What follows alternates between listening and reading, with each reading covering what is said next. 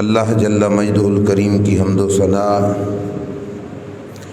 اور حضور سید المرسلین خاتم النبیین امام الانبیاء حضرت محمد مصطفیٰ احمد مجتبیٰ صلی اللہ تعالی علیہ وآلہ وبارک وسلم کے دربار گہربار میں ہدیہ درود السلام بصد ادب و احترام عرض کرنے کے بعد معزز محتشم حاضرین و سامعین السلام علیکم ورحمۃ اللہ وبرکاتہ۔ آج کا خطبہ جمعہ شریف رسول کریم صلی اللہ تعالی علیہ وآلہ وسلم کی ختم نبوت کے حوالے سے چند ایک گزارشات پیش کرنی ہے، چونکہ عیسوی مہینہ ستمبر کا اس کی 7 تاریخ ختم نبوت کی تاریخ ہے۔ ختم نبوت کے ساتھ اس کا تعلق ہے اس واسطے کہ پاکستان کی پارلیمنٹ کے اندر 1974 کے اندر باقاعدہ طور پر یہ قانون سازی کی گئی کہ جو شخص رسول کریم صلی اللہ تعالی علیہ وآلہ وسلم کو خاتم النبیین نہیں مانتا، آخری نبی نہیں مانتا، وہ قانونی لحاظ سے بھی مرتد ہے، کافر ہے، دائرہ اسلام سے خارج ہے۔ یہ 7 ستمبر 1974 کا وہ عظیم الشان دن تھا کہ جس موقع پر پاکستان کی پارلیمنٹ کے اندر یہ قانون سازی تشکیل دی گئی۔ اس وقت سے لے کر اب تک ستمبر کے مہینے کے اندر بالخصوص ختم نبوت کا جو ہے عنوان اس کو نسبت دی جاتی ہے۔ ذوالفقار علی بھٹو کا دور تھا اور اہل سنت کے امام اہل سنت الشاہ احمد نورانی صدیقی رحمۃ اللہ تعالی علیہ نے پوری محنت کے ساتھ اور کوشش کے ساتھ پارلیمنٹ کے اندر سے اس دستور کو منظور کرایا کہ جو لوگ حضور علیہ الصلوۃ والسلام کو خاتم النبیین نہیں مانتے وہ لوگ دائرہ اسلام سے خارج ہیں۔ رسول کریم صلی اللہ علیہ وسلم کی ختم نبوت کے حوالے سے یہ گفتگو جس وقت پارلیمنٹ کے اندر اٹھائی گئی، ذوالفقار علی بھٹو کی طرف سے امام نورانی رحمۃ اللہ تعالی علیہ کو یہ کہا گیا کہ یہ مسجد اور مدرسے کے مسائل ہیں۔ بھٹو نے یہ کہا پارلیمنٹ میں اور قانون کے اندر اور ملکی سطح پر ان چیزوں کو اٹھانے کی کوئی ضرورت نہیں، یہ آپ اپنے مسجدوں اور مدرسوں میں حل کیجئے۔ تو اللہ تعالیٰ نے انسان کو عقل سمجھ عطا فرمائی۔ امام نورانی بڑے سمجھدار انسان تھے، انہوں نے بڑے طریقے کے ساتھ ذوالفقار علی بھٹو کو کہا کہ ذوالفقار علی بھٹو یہ بتاؤ پاکستان کا وزیر اعظم کون ہے؟ تو اس وقت اس نے کہا میں ہوں۔ تو کہا کہ تیرے وزیر اعظم ہوتے ہوئے اگر کوئی اور شخص یہ دعویٰ کر دے کہ میں پاکستان کا وزیر اعظم ہوں تو پھر ذوالفقار علی بھٹو نے کہا کہ 2 ہی باتیں ہیں، یا تو وہ بیوقوف ہوگا یا پھر غدار ہوگا کہ میرے ہوتے ہوئے اپنی جو ہے پرائم منسٹر ہونے کا، وزیر اعظم ہونے کا وہ دعویٰ کر رہا ہے۔ تو امام نورانی نے کہا پھر اتنی سی ہی بات ہے کہ رسول کریم کی نبوت کے ہوتے ہوئے اگر مرزا قادیانی اپنے آپ کو نبی کہتا ہے تو پھر اس کے 2 ہی مطلب ہیں، یا پھر پاگل ہے یا پھر غدار ہے، اتنی بات ہے، اس پہ دستخط کر دو۔ یہ بات سمجھانے کی دیر تھی، ذوالفقار علی بھٹو کو سمجھ آ گئی اور اس وقت پاکستان کی پارلیمنٹ کے اندر اس دستور پر اس نے دستخط کیے اور یہ دستور باقاعدہ طور پر جاری کر دیا گیا کہ یہ لوگ قانونی اعتبار سے بھی دائرہ اسلام سے خارج ہیں۔ بہرحال یہ بات ویسے آپ کی معلومات کے لیے عرض کی کہ 7 ستمبر کے مہینے میں ختم نبوت کے عنوان کی نسبت کیا ہے۔ ہم اپنے آقا و مولا صلی اللہ تعالی علیہ وآلہ وسلم کو اللہ کا رسول بھی مانتے ہیں، نبی بھی مانتے ہیں اور خاتم النبیین بھی مانتے ہیں۔ ہمارا یہ عقیدہ ہے کہ رسول کریم صلی اللہ علیہ وسلم کے بعد کوئی نبوت کا جو سلسلہ ہے وہ رب ذوالجلال نے بند فرما دیا ہے۔ قیامت کے قریب حضرت عیسیٰ علیہ السلام تشریف لے آئیں گے اللہ ان کی نبوت چھین نہیں لے گا، نبی ہوں گے۔ مرزائی لوگ یہ اعتراض کرتے ہیں کہ عیسیٰ علیہ السلام اگر آ سکتے ہیں تو مرزا صاحب کیوں نہیں آ سکتے؟ عیسیٰ علیہ السلام آئیں گے قیامت کے نزدیک اور نبوت ان کی اللہ چھین نہیں لے گا، لیکن جس وقت رسول کریم صلی اللہ علیہ وسلم کی امت میں آئیں گے تو عیسیٰ علیہ السلام حضور کے امتی بن کر تشریف لائیں گے۔ نبی ہونے کے باوجود تبلیغ رسول اللہ صلی اللہ علیہ وسلم کے دین کی کریں گے، جو دعوت ہوگی وہ بھی رسول اللہ صلی اللہ علیہ وسلم کے دین کی ہوگی، اور امت مصطفیٰ صلی اللہ علیہ وسلم کو یہ نہیں کہیں گے کہ یوں پڑھو لا الہ الا اللہ عیسیٰ روح اللہ، نہ، بلکہ خود بھی پڑھیں گے لا الہ الا اللہ محمد الرسول اللہ صلی اللہ علیہ وسلم، اور دعوت دین بھی یوں دیں گے کہ لا الہ الا اللہ محمد الرسول اللہ صلی اللہ تعالیٰ علیہ وآلہ وسلم۔ ہمارا عقیدہ یہ ہے کہ جب سے اللہ تعالیٰ نے امام الانبیاء صلی اللہ علیہ وسلم کے سر پر تاج نبوت سجایا ہے، اس کے بعد کوئی نبی نہیں آ سکتا۔ عیسیٰ علیہ السلام تو پہلے کے نبی تھے، وہ بعد میں تشریف لے آئے تو اس میں کوئی حرج نہیں۔ نبی علیہ السلام کے بعد دعوی نبوت کرنا کہ مجھے نبوت دی گئی، یہ کذب بیانی ہے، جھوٹ ہے، اور یہ کفر ہے جس کی وجہ سے ہم جو ہے ختم نبوت کے منکرین کو مسلمان نہیں سمجھتے کہ جو لوگ رسول کریم صلی اللہ علیہ وسلم کی نبوت کے بعد بھی کسی کے لیے نبوت کا قول کرتے ہیں۔ ایک حدیث سنیے، میرے کریم آقا صلی اللہ علیہ وسلم نے مسلم شریف کی ہے، سرکار نے فرمایا انی آخر الانبیاء، فرمایا میں نبیوں میں سے سب سے آخری نبی ہوں، وَإِنَّ مَسْجِدِي آخر المسجد، اور میری مسجد بھی نبیوں کی مسجد میں سے آخری مسجد ہے۔ یہ نہیں کہ بعد میں مسجدیں نہیں بنے گی، مسجدیں بنے گی، لیکن ان مسجدوں کو بنانے والا نبی نہیں ہوگا۔ میری مسجد بھی نبی کی آخری مسجد، اور میں نبیوں میں سے سب سے آخری نبی، میرے بعد کوئی نبی نہیں آ سکتا۔ اور میرے کریم آقا صلی اللہ تعالیٰ علیہ وآلہ وسلم کی یہ خصوصیت کے ساتھ شان ہے، آدم علیہ السلام سے لے کے عیسیٰ علیہ السلام تک 1,24,000 کم و بیش انبیاء کرام علیہ السلام دنیا میں تشریف لے کر آئے۔ ہر نبی اپنی زندگی میں یہ کہتا رہا کہ لوگوں میرے بعد ایک پیغمبر آئیں گے جن کے نام نامی اسم گرامی احمد ہوں گے صلی اللہ علیہ وسلم، اگر میرے جانے کے بعد وہ تم میں آ جائیں تو میرے کلمے کی بجائے ان کا کلمہ بھی پڑھنا، ان کی غلامی بھی کرنا اور ان کی نوکری کرنا۔ آدم علیہ السلام سے لے کے عیسیٰ علیہ السلام تک ہر نبی نے یہ دعویٰ کیا، اور پھر حضرت عیسیٰ علیہ السلام نے تو واضح لفظوں میں کہہ دیا تھا وَمُبَشِّرًا بِرَسُولٍ يَأْتِي مِن بَعْدِهِ اسْمُهُ احمد، کہ میں اس رسول کی بشارت دینے والا ہوں جو میرے بعد آئیں گے، اور ان کو اللہ تعالیٰ نام احمد والا عطا فرمائے گا۔ انہوں نے واضح نام بھی لیا، ہر نبی اپنے بعد آنے والے نبی کی بشارتیں سناتا رہا، لیکن واحد ہستی ہے نبیوں کی صف میں ہمارے آقا و مولا صلی اللہ علیہ وسلم کی، جنہوں نے اپنے دعوی نبوت کے ساتھ یہ بھی سنایا کیا کہ لا نبی بعدی، لوگوں سن لو میرے بعد کوئی نبی نہیں آئے گا، میرے بعد کوئی نبی نہیں آئے گا، میرے بعد کوئی نبی نہیں آئے گا۔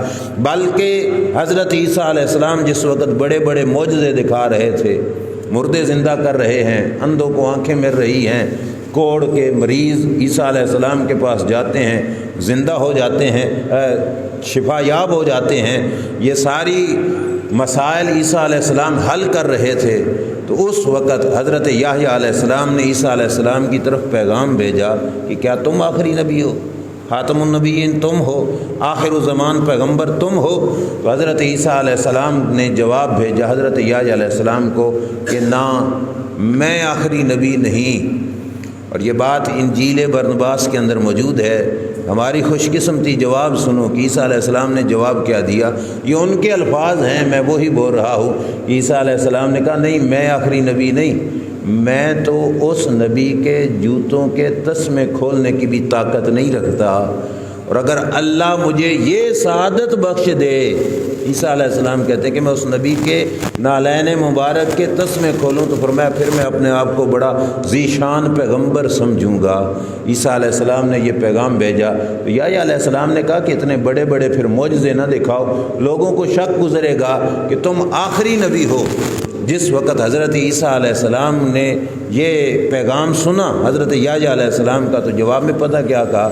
انہوں نے کہا میں کچھ نہ دکھاؤں، اور پھر کہوں کہ آنے والا شان والا ہے، تو لوگوں کو کیا پتہ لگے گا کہ آنے والے کی شان کیا ہے؟ ایک جاہل شخص کسی کو کہے کہ یہ بہت بڑا عالم ہے، اس کے علم کی کیا پتہ چلے گا؟ لوگ کہیں گے ہاں ٹھیک ہے، تم الف کو کلی سمجھتا ہے، وہ بے کو بیڑی سمجھتا ہوگا، تجھے تو وہ عالم ہی لگے گا۔ تو عام بندہ کسی کی تعریف کرے تو پھر آنے والے کی تعریف، اس کی شان کا پتہ کیسے چلے گا؟ عیسیٰ علیہ السلام نے کہا میں یہ سارے معجزے، ساری شانیں دکھا کر پھر بھی جب کہوں گا کہ میں نہیں، آنے والا بڑی شان والا ہے، تو پھر لوگوں کو پتہ چلے گا کہ جن کے نعرے لگانے والا اتنا شان والا ہے، تو بعد میں آنے والے کو رب نے کتنا مقام عطا فرمایا ہوگا۔ تو یہ شان اور یہ مقام رب ذوالجلال جل شانہ نے ہمارے آقا و مولا صلی اللہ تعالیٰ علیہ وآلہ وسلم کو عطا فرمایا۔ آگے سنیے، رسول کریم صلی اللہ تعالیٰ علیہ وآلہ وسلم کے بعد نبوت کا سلسلہ بند ہوا۔ اب یہاں پر میں وہ باتیں عرض کروں گا چونکہ میڈیا کا دور ہے۔ بتایا گیا تھا مجھے کہ ہمارے تو علاقے میں یہاں پر کہ قادیانی تو نہیں الحمدللہ، لیکن گفتگو عرض کرنے کا مقصد یہ ہے کہ ہمارا نوجوان طبقہ آج کل چونکہ میڈیا کا دور ہے، تو اکثر اوقات میڈیا پر قادیانیوں کی طرف سے سوالات، شبہات، ذہنوں کے اندر ایسی ایسی چیزیں وارد کی جاتی ہیں کہ لوگ ان کی طرف مائل ہو جاتے ہیں۔ تو چند چیزیں وہ سن لیجئے کہ جن کے اندر سے ہمیں اس بات کا علم آ جائے کہ رسول کریم صلی اللہ تعالیٰ علیہ وآلہ وسلم کو رب ذوالجلال نے خاتم النبیین کیوں بنایا۔ وجہ یہ تھی کہ نبی دنیا میں بھیجنے کا جو مقصد ہوتا ہے وہ یہ ہوتا ہے تبلیغ کرنا، لوگوں کو دین سکھانا۔ لوگ رب سے دور ہو گئے تو ان کو اللہ کا پیغام سنانا اور رب کے قریب کرنا، اللہ کا بندہ بنانا، یہ مقصد ہے۔ شریعت جو رب نے اپنے پاک محبوب صلی اللہ علیہ وسلم کو دی، اس شریعت کے بعد مزید کسی چیز کی ضرورت نہیں تھی۔ ہر نبی آیا تو اس کا مخصوص زمانہ، مخصوص وقت تھا کہ فلاں وقت تک اس نبی کی نبوت کا زمانہ ہے۔ مخصوص زمانے اور مخصوص وقت کے لیے اللہ نے ان کو شریعت بھی عطا فرمائی۔ اس شریعت کے اندر اس مخصوص وقت اور زمانے کے مسائل ہوتے، بعد والے مسائل کے لیے اللہ تعالیٰ اور نبی بھیجتا۔ لیکن جب ہمارے آقا مولا صلی اللہ علیہ وسلم کی باری آئی تو رب ذوالجلال نے فرمایا الیوم اکملت لکم دینکم، اے محبوب صلی اللہ علیہ وسلم میں نے شریعت آپ پر پوری فرما دی، دین بھی یہاں پر مکمل ہو گیا۔ اگرچہ دین اترا 1400 سال پہلے ہے، لیکن مزے کی بات یہ ہے 1400 سال پہلے اترنے والی شریعت قیامت تک کے آنے والے مسائل کو اللہ کے محبوب علیہ السلام بیان فرما کے گئے۔ آج بھی 14ویں صدی میں بھی اگر کوئی مسئلہ پیدا ہوتا ہے شریعت مطہرہ کے حوالے سے تو ہمیں کسی اور کی طرف جانے کی ضرورت نہیں پڑتی۔ اللہ کا قرآن اور مصطفیٰ کریم صلی اللہ علیہ وسلم کا فرمان اس مسئلے کو حل فرما دیتا ہے۔ یہ ہے کمال اس شریعت کا۔ جب اس شریعت کے بعد ضرورت ہی نہیں تھی تو پھر نئے نبی کے آنے کی گنجائش ہی باقی نہیں تھی۔ اس واسطے اعلیٰ حضرت فاضل بریلوی رحمۃ اللہ علیہ نے کہا تھا کہ نہ رکھی گل کے جوش حسن نے گلشن میں کوئی جا باقی، چٹکتا پھر کہاں غنچہ کوئی باغ رسالت کا، کہ رب نے اپنے محبوب کو کمال ہی اتنا عطا فرما دیا تھا کہ سرکار کے بعد اور نبی کے آنے کی ضرورت اور گنجائش ہی نہیں رہی تھی۔ یہاں پر امام مہدی الفاسی کی مطالع المسرات کے حوالے سے انہوں نے بھی یہ لکھا، قال اہل البصائر لما کان فائدۃ الشرع دعوت الخلق الی الحق، کہ بصیرت والے لوگوں نے یہ کہا کہ جب نبوت کا مقصد ہے لوگوں کو اللہ کی طرف بلانا، مخلوق کو رب کی طرف بلانا، وارشادہم الی مصالح المعاش، اور ان کو زندگی کی بہتری کی طرف رہنمائی کرنا، وَإِلَامُهُمْ الْأُمُورَ الَّتِي تَعْجِزُ عَنْهَا عُقُولُهُم، اور بندوں کو وہ باتیں سکھانا جو ان کے عقل سے ماورا تھیں۔ نبوت کا مقصد یہ تھا۔ وَتَقْرِيرُ الْحُجَجِ الْقَاطِعَةِ، یہ ساری چیزیں وَقَدْ تَكَلَّفَتْ هَذِهِ الشَّرِيعَةُ بِجَمِيعِ الْأُمُورِ، کہا کہ حضور کا دین ان تمام مسائل کو جمع کر چکا ہے۔ اب شریعت مطہرہ نے جب تمام مسائل بیان کر دیے تو اس کے بعد کہتے ہیں کہ بحیث لا یتصور علیہ مزید، کہا اس سے زیادتی کی ضرورت نہیں کہ کوئی اور نبی آ کر رسول کریم صلی اللہ علیہ وسلم کے بعد شریعت یا دین کا پیغام سنائے، لہذا جب ضرورت ہی شریعت کی نہیں، دین مزید اس کی ضرورت ہی نہیں رہی، اب کسی اور نبی کے آنے کی گنجائش بھی باقی نہیں رہی۔ اب اس کے بعد دوسری چیز سنیے، پچھلے نبیوں پر جو اللہ نے شریعت اتاری، اس شریعت کے اندر رد و بدل ہو جاتا تھا، جو ان کے امت کے لوگ تھے نا وہ شریعت کو تبدیل کر دیتے، پیغام جو اللہ کی طرف سے آیا ہوتا اس کو بدل کے رکھ دیتے تھے، آسمانی کتابوں کے اندر آیات اپنی طرف سے لگا دینی جو اپنی مرضی کی ہوتی ہیں، اور جو مرضی کی نہ ہوتی ان کو کاٹ کر الگ کر دینا، ایسا پہلی کتابوں کے اندر ہوتا رہا، پیغام شریعت کا چینج ہوتا رہا۔ لیکن رب نے جس وقت اپنے پاک پیغمبر صلی اللہ علیہ وسلم کو دنیا میں بھیجا، اللہ کریم نے فرمایا انا نحن نزلنا الذکر وانا لہ لحافظون، فرمایا یہ شریعت اتارنے والا بھی میں ہوں، اور فرمایا قیامت تک اس کی حفاظت کرنے والا بھی میں ہوں۔ اس شریعت کے اندر کوئی تبدیلی نہیں کر سکے گا، یہ شریعت نہ بدلے گی نہ بدلے جا سکے گی۔ اب پہلی شریعتیں بدلتی تھیں تو اصلی پیغام سنانے کے لیے رب نبیوں کو بھیجتا، اس شریعت مطہرہ کے اندر اللہ تبارک و تعالی نے فرمایا کہ اس کی حفاظت کرنے والا میں ہوں۔ جب رب حفاظت کرنے والا ہے تو اس شریعت کے اندر تبدیلی کی کوئی گنجائش ہی نہیں رہی۔ جب تبدیلی کوئی نہیں کر سکتا، کوئی رد و بدل نہیں کر سکتا، تو کسی اور نبی کے آنے کی کوئی ضرورت ہی باقی نہیں رہی۔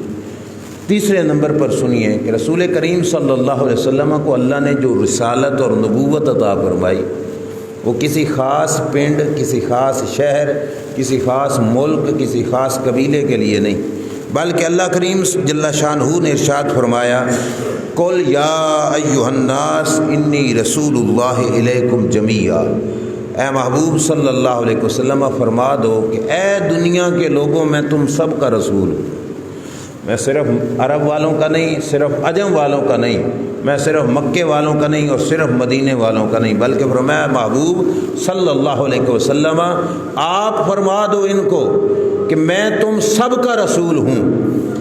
اب صرف انسانوں میں نہیں، جو رب کی مخلوق ہے وہ رسول اللہ صلی اللہ علیہ وسلم اس کے رسول ہیں۔ سرکار نے خود فرمایا ارسلت الی الخلق کافہ، لوگوں میں تم سب کی طرف اللہ کا رسول بنا کے بھیجا گیا۔ آگے اللہ کریم نے بھی خود فرمایا وما ارسلناک الا کافۃ للناس بشیرا ونذیرا، محبوب صلی اللہ علیہ وسلم ہم نے آپ کو سب لوگوں کی طرف رسول بنا کے بھیجا، بشیر و نذیر بنا کے بھیجا۔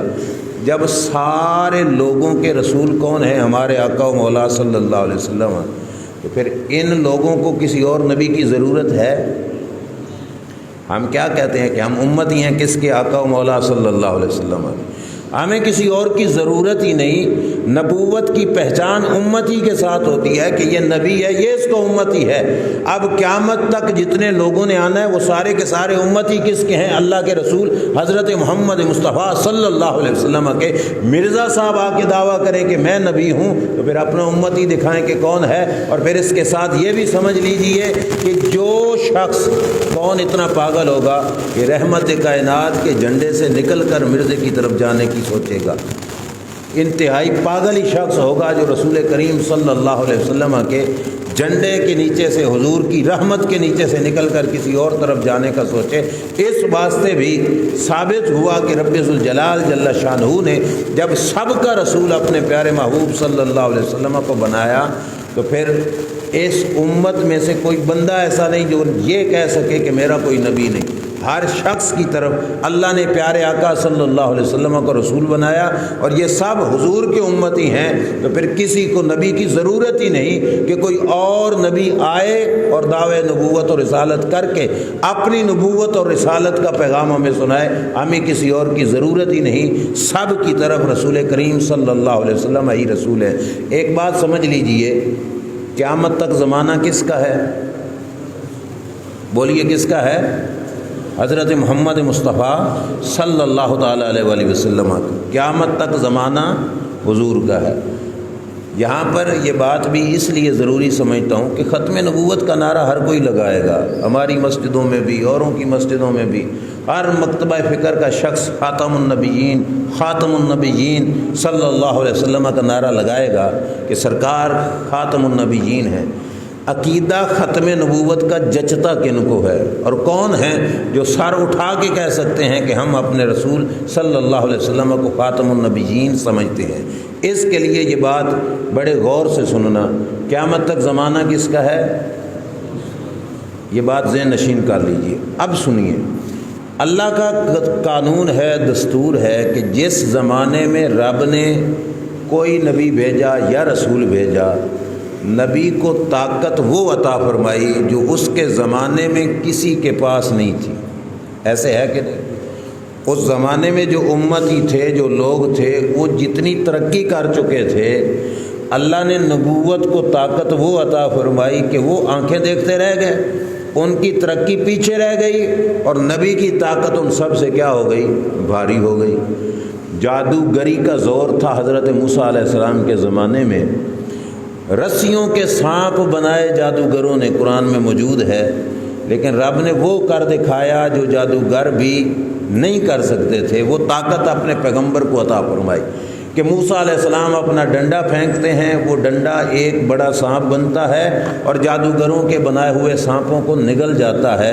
رب نے یہ پاور، طاقت دوسرے لوگوں سے اوپر والی عطا فرمائی تاکہ ان کو پتہ چل سکے کہ جہاں پہ ہماری طاقت ختم ہو جاتی ہے وہاں سے نبوت کی طاقت کا آغاز ہوتا ہے۔ یہ بات سمجھ آ گئی آپ؟ موسیٰ علیہ السلام کے دور میں جادوگری کا زور تھا، تو جادوگروں کا توڑ اللہ نے موسیٰ علیہ السلام کو عطا فرمایا۔ عیسیٰ علیہ السلام کا زمانہ تھا طب کا، حکمت کا، ڈاکٹری کا دور تھا عیسیٰ علیہ السلام کا۔ عیسیٰ علیہ السلام کے زمانے کے اندر بہت بڑے بڑے حکیم، بڑے بڑے ڈاکٹر، بڑے بڑے طبیب، بڑی بڑی بیماریوں کا علاج کرنے والے، اللہ نے عیسیٰ علیہ السلام کو وہ طاقت عطا فرمائی جہاں پہ حکیموں کی حکمتیں جواب دے جاتی تھیں، وہاں پہ عیسیٰ علیہ السلام اپنی طاقت کے ساتھ، رب کی عطا کی ہوئی جو ہے معجزانہ شان تھی اس کے ساتھ، وہاں پر بھی علاج فرما دیا کرتے تھے۔ ایک کوڑ کے مریض تھے جن کا بدن کوڑا ہو جاتا تھا، سفید داغ بدن پہ بن جاتے تھے۔ اس زمانے کے طبیبوں کے پاس اس کوڑ والی بیماری کا کوئی علاج نہیں تھا، مطلب وہ جواب دے دیتے تھے ایسے مریض کو کہ ہمارے پاس تیری بیماری کا کوئی علاج نہیں۔ اسی طرح وہ بچہ جو مادر زاد اندھا ہو، کہ ماں کے پیٹ سے پیدا ہوا تو پیدا بھی اندھا تھا، اس مریض بچے کا، اس کی بینائی کا علاج بھی اس زمانے کے ڈاکٹروں، حکیموں، طبیبوں کے پاس کوئی نہیں تھا۔ وہ جواب دے دیتے تھے کہ ہم اس کا علاج نہیں کر سکتے۔ اور وہ شخص جو مر جاتا، اس کا بھی علاج ان طبیبوں کے پاس نہیں تھا کہ موت کا علاج کون سا طبیب کرے۔ اللہ کریم نے اس زمانے میں بھیجا عیسیٰ علیہ السلام کو، فرمایا اے میرے عیسیٰ، سر عام اعلان کر دو، وَأُبْرِئُ الْأَكْمَحَ وَالْأَبْرَصَ وَأُحْيِي الْمَوْتَىٰ بِإِذْنِ اللَّهِ۔ یہ اللہ کا قرآن ہے، اس میں کسی فرقے کو، کسی طبقے کو شک نہیں۔ عیسیٰ علیہ السلام نے دعوے سے کہا وَأُبْرِئُ الْأَكْمَحَ، جو مادر زاد اندھا ہو میں اسے بھی شفا دے لیتا ہوں، میں برس کا مریض، جو کوڑ کا مریض ہے، میں اسے بھی ٹھیک کروں گا۔ اور کہا وَأُحْيِي الْمَوْتَىٰ بِإِذْنِ اللَّهِ، فرمایا رب کی قدرت سے میں مردوں کو بھی زندہ فرما لیتا ہوں۔ طبیبی ڈاکٹری کا توڑ ہو گیا، جہاں پہ وہ عاجز آ گئے تھے، اللہ نے نبی کو طاقت ان سب سے کیا کیا؟ بلند تر عطا فرمائی، کہ جس چیز کو وہ نہیں کر سکتے تھے اللہ کے نبی نے وہ بھی کر کے دکھایا۔ حتیٰ کہ یہاں تک آپ کے ہاں ڈاکٹر ہوتے ہیں، مریض ان کے پاس جاتے ہیں، کوئی کسی مرض کا اسپیشلسٹ ڈاکٹر ہوتا ہے، ہزاروں روپیہ فیس بھی ہو تو رش لگا ہوتا ہے کہ نہیں لگا ہوتا؟ عیسیٰ علیہ السلام کتنے بڑے طبیب تھے کہ وہ ان مریضوں کا بھی علاج کرتے جن کا کوئی بھی علاج نہیں کرتا تھا۔ اور پھر مزے کی بات کہ یہ علاج بھی مفت ہوا کرتا تھا، تو خود سوچو رش کتنا ہوتا ہوگا۔ روایات کے اندر آتا ہے کہ رش، لوگوں کے ہجوم کی وجہ سے ہر مریض پر ہاتھ حضرت عیسیٰ علیہ السلام نہیں پھیر سکتے تھے، وقت تھوڑا ہوتا تھا، تو حضرت عیسیٰ علیہ السلام نے ایک کپڑا پکڑ لینا، بیٹھ جانا، اور لمبا سا کپڑا ہونا، دور تک پھیلا دیا جانا، جو شخص بھی آتا اس کپڑے کا سرا بھی اپنے مریض پر پھیر دیتا، اللہ اسے بھی شفا عطا فرما دیتا۔ وقت کا جو عروج تھا، اس وقت میں جو ترقی تھی، اس ترقی کا توڑ اللہ نے اس دور کے پیغمبر کو عطا فرمایا کہ نہیں فرمایا؟ بولیے، یہ بات اس پر ایمان رکھ کر اب پلٹیے اس پچھلے جملے کی طرف جو میں نے کہا کہ یہ یاد رکھنا کہ قیامت تک زمانہ کس کا ہے؟ ہمارے آقا مولا صلی اللہ علیہ وسلم۔ قیامت تک نبوت کا زمانہ ہے ہمارے آقا مولا صلی اللہ تعالیٰ علیہ وسلم کا۔ اب ایک چیز بتائیے، یہاں تک ترقی ہو چکی ہے کہ نہیں کہ یہاں پہ بیٹھ کر آپ یو کے میں بیٹھے شخص کے ساتھ بات کر لیں؟ بولتے جائیے، کر سکتے ہیں کہ نہیں؟ پچھلے وقتوں میں صرف بات تھی، اب تو اس کی تصویر بھی دیکھ سکتے ہیں آن لائن، بالکل ویڈیو کال ہو جائے تو آپ اس کی تصویر بھی دیکھ سکتے ہیں، کیا کر رہا ہے، کیا کھا رہا ہے، کیا پی رہا ہے۔ یہاں پر بیٹھے ہزاروں میل دور بیٹھے شخص کو آپ دیکھ سکتے ہیں؟ بولیے، اس کی بات کو سن سکتے ہیں کہ نہیں سن سکتے؟ سن سکتے ہیں۔ اب جو شخص خاتم النبیین ہمارے آقا مولا صلی اللہ علیہ وسلم کو تو مانے، اور پھر ختم نبوت کے تقاضے کے تحت اسے یہ بھی ماننا پڑے گا کہ قیامت تک زمانہ کس کا ہے؟ نبی پر، اور پھر وہ کہے کہ رسول اللہ ہمارا درود و سلام نہیں سن سکتے، تو اس سے پوچھو کہ پھر تو حضور کے زمانے میں سائنس آگے نکل گئی، نبی پیچھے رہ گیا، ایسے ہی ہے نا؟ تو پھر نبی کا زمانہ نبوت تم نے محدود کر کے رکھ دیا۔ اگر نبی کا زمانہ نبوت محدود کر کے رکھ دیا، رب کے رسول کو خاتم النبیین کس منہ سے کہتے ہو؟ اگر ان کو خاتم النبیین کہتے ہو تو ماننا پڑے گا قیامت تک کا زمانہ اللہ کے رسول صلی اللہ علیہ وسلم کا زمانہ ہے، اور اس زمانے میں سائنس جتنی بھی ترقی کر جائے گی، اللہ اس سے بڑھ کر طاقت رب نے اپنے یار کو عطا فرمائی ہوئی ہے۔ اگر کروڑوں میل بیٹھے شخص کی آواز میں اور آپ سن سکتے ہیں تو ہمیں ماننا پڑے گا کہ کروڑوں نہیں کھربوں میل بیٹھے دور شخص کی آواز کو رب کے رسول بھی سن سکتے ہیں، اور بے شمار میل دور بیٹھے شخص کا چہرہ اللہ کے رسول صلی اللہ علیہ وسلم دیکھ سکتے ہیں۔ تو عقیدہ اہل سنت کا رکھ کر جس عقیدے پر ہم ہیں، پھر نعرہ لگاؤ کہ خاتم النبیین صلی اللہ علیہ وسلم ہمارے آقا مولا صلی اللہ علیہ وسلم ہیں، جنہوں نے یہ کہا کہ یہاں سے سنتے ہیں وہاں سے نہیں سنتے، وہاں سے سنتے ہیں یہاں سے نہیں سنتے۔ ان کو کہو کہ پھر یہ سائنس تو ان نبی کی نبوت والی طاقت سے بڑھ گئی، نہ ماننا پڑے گا سائنس جتنی بھی ترقی کر جائے اس کی ترقی زیر ہوگی، نیچے ہوگی، اور نبی کی طاقت اللہ تعالیٰ نے اس سے بھی بلند اس کو عطا فرمائی ہوگی۔ دوسری مثال سنیے، یہاں پر بیٹھے ہیں آپ کا بیٹا سفر میں ہے، میں تھوڑی قریب کی مثال دے دوں، پاکستان میں کسی دور کے شہر میں ہے، اچانک اسے مدد کی ضرورت پڑی، روپے کی ضرورت پڑی۔ پہلے وقتوں میں تو ایسا نہیں تھا، لیکن اب یہاں سے بیٹھے آپ اس کی مدد کر سکتے ہو، ایزی پیسہ کر دو، ایزی پیسہ سے وہ اپنے روپے، آپ کے پیسے سے اس بندے کا فائدہ ہو جائے گا، آپ کے بچے کا۔ آپ یہاں پہ بیٹھے سینکڑوں میل دور اپنے بیٹے کی مدد کر سکتے ہو، تو کیا نبی نہیں کر سکتے؟ پھر جن لوگوں نے یہ نظریہ بنا لیا کہ نبی کچھ کر بھی نہیں سکتے، ان کو کہو کہ اللہ کے بندو، ہم نے اپنے محبوب کو خاتم النبیین مانا ہے، اور خاتم النبیین کے لیے قیامت تک زمانہ رسول کریم صلی اللہ علیہ وسلم کا ماننا پڑے گا، اور جب تک زمانہ رسول کا ہے اس زمانے میں کوئی امتی طاقت میں حضور سے آگے نہیں نکل سکتا۔ کروڑوں سائنس دان اپنی سائنس اور ٹیکنالوجی اکٹھی کر کے رکھ لیں، جو طاقت رب نے اپنے پاک پیغمبر صلی اللہ علیہ وسلم کو عطا فرمائی وہ اس سے کہیں زیادہ ہے۔ جہاں تک یہ نہیں دیکھ سکتے، اللہ کے رسول وہاں تک بھی دیکھ سکتے ہیں۔ سفر معراج پر یقین ہے کہ نہیں؟ ایمان ہے ہمارا کہ نہیں؟ سائنس اور ٹیکنالوجی پرواز کرے تو کتنا اڑ سکتی ہے؟ آسمان تک جا سکتے ہیں، راکٹ اڑائے، جہاز اڑائے، فضا تک ہی گئے، دعویٰ کیا کہ ہم چاند تک پہنچ گئے، چلو مان لیا چاند تک بھی پہنچ گئے، چاند تو کھڑا ہے چوتھے آسمان پہ، بھلا کوئی راکٹ، کوئی ٹیکنالوجی، کوئی ہوائی جہاز ایسا بنایا جو 7ویں آسمان تک بھی پہنچ جائے، کوئی سدرۃ المنتہا بھی پہنچ جائے، کوئی سدرۃ المنتہا سے آگے 7 کروڑ سال کا سفر اللہ کے عرش تک، وہ 7 کروڑ سال کا سفر بھی طے کر کے چلا جائے، کوئی ٹیکنالوجی ہے نہ ہے اور نہ قیامت تک ہو سکے گی۔ پھر ماننا پڑے گا نا اس ٹیکنالوجی سے بڑھ کر طاقتیں رب نے اپنے پاک پیغمبر کو عطا فرمائی ہیں۔ چونکہ زمانہ حضور کا ہے، اس زمانے میں جس کی جتنی طاقت ہوگی اس ساری طاقت سے بڑھ کر طاقت اللہ کریم جل شانہ نے اپنے پاک پیغمبر صلی اللہ علیہ وسلم کو عطا فرمائی۔ کچھ بیماریاں ایسی ہوں گی جن کا علاج پاکستان میں نہیں ہوتا، باہر نکل جاؤ تو ہو جائے گا، دوسرے ممالک میں چلے جاؤ تو وہ آگے بڑھ گیا، ان کے پاس علاج ہو جائے گا۔ جس چیز کا، جس بیماری کا علاج امت ہی کر سکتا ہے، اس بیماری کا علاج نبی نہیں کر سکتا۔ ماننا پڑے گا امت ہی تھوڑا اوکھا ہو کے کرے گا، نبی الٹا سوکھا ہو کے اس کا علاج فرمائے گا۔ مسلم شریف کی حدیث ہے، میرے نبی علیہ الصلوۃ والسلام مسجد سے نماز پڑھ کے نکلتے ہیں، گلی کی سائڈوں پر بچے کھڑے ہوتے ہیں، چھوٹے چھوٹے بچے، ہاتھوں میں پیالے ہیں، پیالوں میں پانی ہے، اور ان کی درخواست سنو کیا ہے۔ حضور کی بارگاہ میں عرض کرتے ہیں، آقا گزرتے ہوئے اپنا ہاتھ پیالے کے پانی میں ڈبو دیجیے۔ کیوں؟ گھر والوں نے بھیجا ہے، کوئی بیمار ہے، آپ پیالے کے پانی میں ہاتھ ڈبو گے، اللہ شفا عطا فرمائے گا۔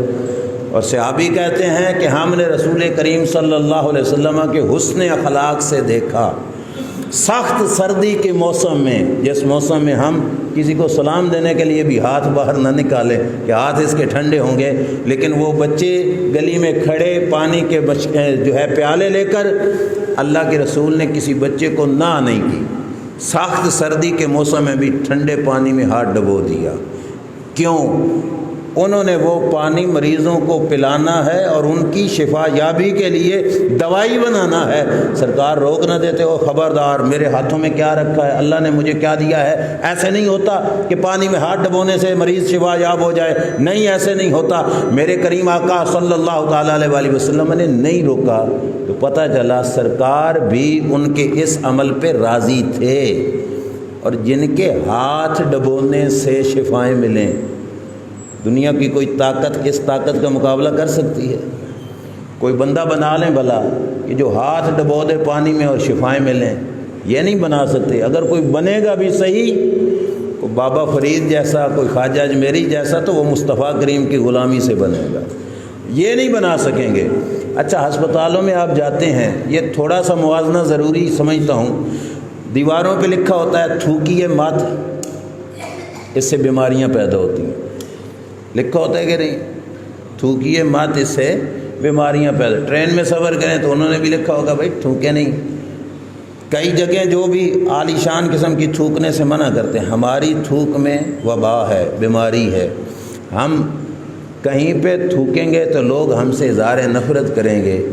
لیکن حدیث پاک میں ہے، جس وقت سیدنا جابر رضی اللہ تعالیٰ عنہ نے دعوت کی میرے نبی علیہ السلام کی، میں تفصیل میں تو نہیں جاتا، میرے کریم آقا صلی اللہ علیہ وسلم دعوت تھوڑوں کی چیز لے کر زیادہ کو گئے، وہ پریشان ہوئے کہ ہمارے گھر میں کھانا تھوڑا ہے، مہمان زیادہ آ گئے، تو میرے نبی علیہ السلام نے جاتے ہی حضرت جابر رضی اللہ تعالیٰ عنہ کی زوجہ سے کہا کہ جس برتن میں آٹا گوندا ہے نا، ذرا اس کا کپڑا اٹھاؤ۔